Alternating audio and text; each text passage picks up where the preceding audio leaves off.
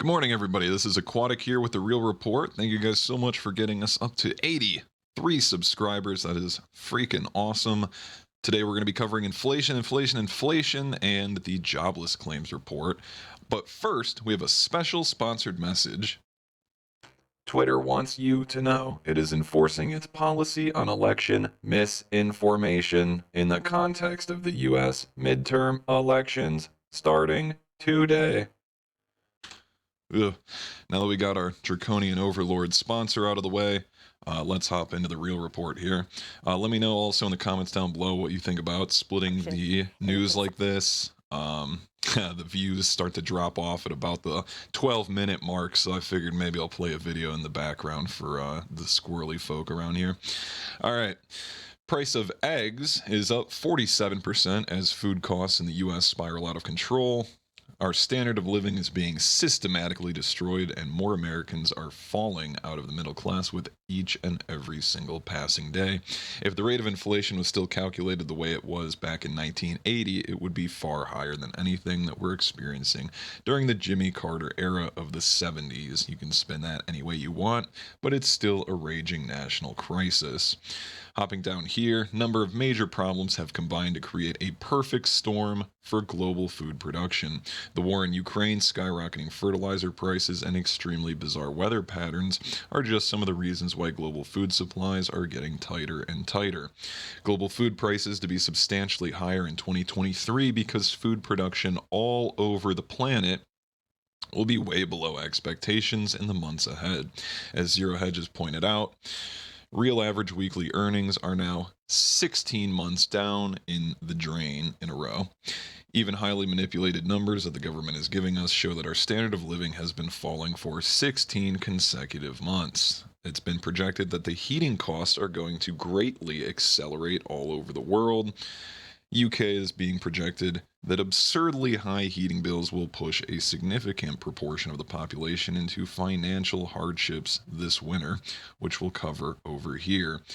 Touching base again, you heard that right. Egg prices up 47% as food inflation hits highs not seen since 1979. And with that chart, we've got fresh citrus fruit up 27%, butter up 26%, packaged lunch meat up 24%, frozen meals up 23%, frozen pizza up 18%, packaged bread 15%, bacon up 9%, and ice cream, oh how I love you so, is up 7%.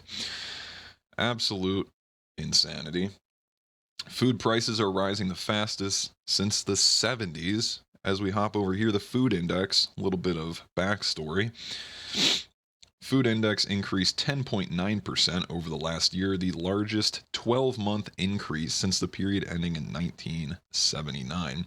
Same grocery store items have seen prices rise even faster. Food at home index rose 13.1% over the last 12 months, and the largest 12-month increase again since that same date. The index for the other food at home rose 15.8%, and the index for cereals and bakery products increased 15% over the year. Also, this is the one that's all hurting our pockets. Grocery store food groups posted increases ranging from 9.3% on fruits and vegetables to 15% on dairy-related products, and I can 1,000% confirm to you it is at least double that. Boots on the ground in the stores looking at it myself. Those price hikes on food were offset though by the drop in gas, so don't worry guys, because as our commander-in-chief told you yesterday, there is no inflation. 0% gain. Gasoline index fell 7.7%, so instead of paying $5, $6, $7 a gallon, we're back down to $4 or $3.50 a gallon, depending on where you're located. The index is for shelter, medical care, motor vehicle insurance, household furnishings, and operations. New vehicles and recreation were among those that all increased over the month. Over here, this chart, and then we're going to hop into the end here. Buying power of $1 in 1913. If anyone here is a historian, you'll know why I chose to look at the chart from 1913.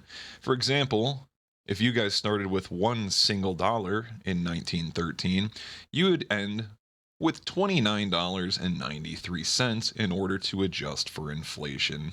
So that's right. $1 is now costing you 29, well, 30, $29.93, $30 in today's buying power. Here you have this lovely chart. You can see the buying power of $1 over time since the Federal Reserve's inception. Here you can see, funny enough, this actually goes all the way back to the mid 16th century. They've got a chart. But here you have $1 is a dollar. And within the first 7 years, the buying power of the dollar is cut in half. It makes a little bounce and has slowly eroded every single year all the way to now. And in 2022, we hit a new low, 3 cents on the dollar. That's right, 3 cents on the dollar for the year 2022. And with that, they did have one other thing. Inflation by country. Inflation can also vary widely by country. For comparison, in the UK, they're even worse off than we are. In the UK, $1 in 1913 would be the equivalent of 128 euros in 2022, an absolute change of 127.25. Absolute insanity. So you can stare at that nice graph. A third of Brits face poverty, with energy bills set to hit $5,000. Nearly 1/3 of households in the United Kingdom will face poverty this winter after paying energy bills that are set to soar again in January. About 10.5 million households will be in fuel poverty for the first 3 months of next year. Down here, they're talking about from October and into January, the average is going to be $5,163 a month, or total, $430 a month. January's forecast represents a 116% increase in energy bills from current levels. Also, it gets even better. As fuel prices surge, estimates are having trouble keeping pace. Just last week, Cornwall Insight predicted January's prices would rise 83% from current levels. So not only are you paying damn near double, they're going to go up another 83 to 100% by then, especially as Germany has plunged into the worst fuel crisis, heating crisis they've ever had. Average UK household bill is already up 54% this year. So you guys tell me, do we have 0% inflation? 0% additional inflation, they said yesterday, when other countries are openly admitting the cost of living is up 54%. All right, guys, I'm going to leave you with that. This is The Real Report. Go ahead and leave a thumbs up in the comments down below if anything in here was helpful. Hit the subscribe button, share with friends and family. Really appreciate it. And I'll see you guys later.